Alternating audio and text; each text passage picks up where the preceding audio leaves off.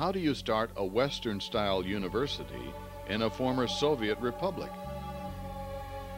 The answer came during the first Congress of Armenian Engineers, Scientists, and Industrialists in August 1989 in Los Angeles, with Miran as general chairman, when the idea of a new university was revived. By then, Stepan Karamardian, professor of business at UC Riverside, had joined Miran and Armen, and the plan was presented to over 50 potential organizations and individuals who could support the beginnings of the university. The call for assistance was answered by Louise Simon, president of the Armenian General Benevolent Union. During a meeting in the presence of Yuri Sarkisian, rector of the Polytechnic Institute, and Eduard Gazarian, deputy minister of education, it was agreed that a well-known American university would have to be asked to provide academic and administrative guidance before any final action was to be taken. The Armenian General Benevolent Union, believing in the AUA vision, committed $100,000 for a planning year.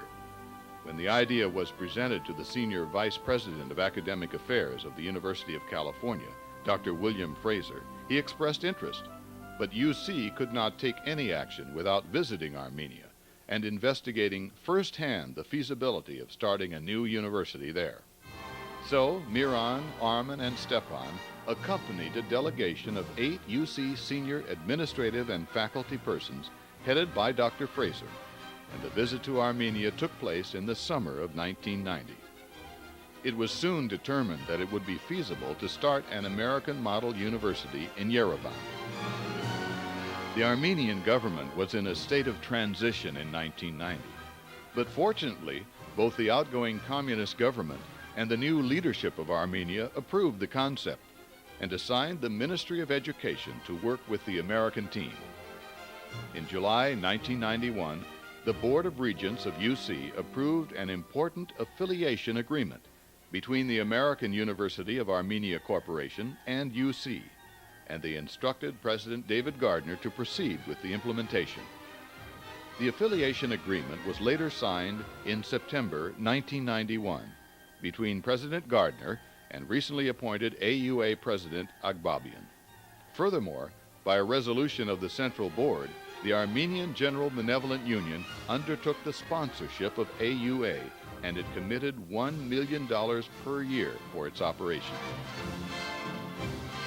In Armenia, some critical steps needed to be taken between June and September 1991.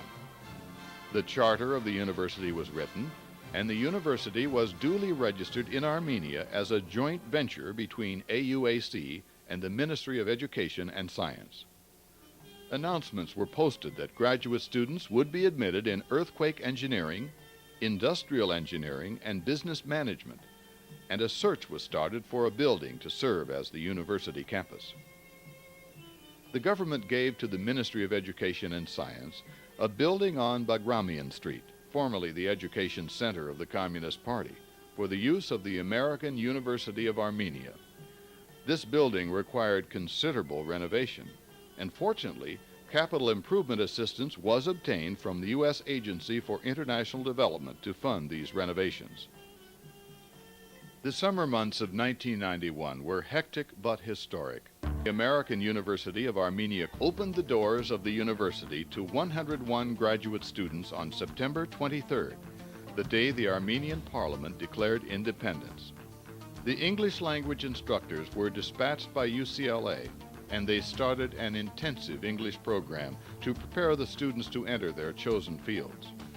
This gave time to recruit faculty for engineering and business management, and Armen and Stepan, as deans of these two colleges, worked hard to recruit faculty that would arrive in the spring of 1992, when the students were ready to begin their programs for a master's degree. Since then, the growth of AUA has been phenomenal. Departments were added and enrollment increased. The annual commencement exercises were historic events in the new republic. Parents joined their sons and daughters to celebrate their accomplishments. What stands at the top of Bagramian Street is a beacon to all young Armenians who have the desire to learn, the courage to change, and the will to build a new country with the knowledge and methods they have learned.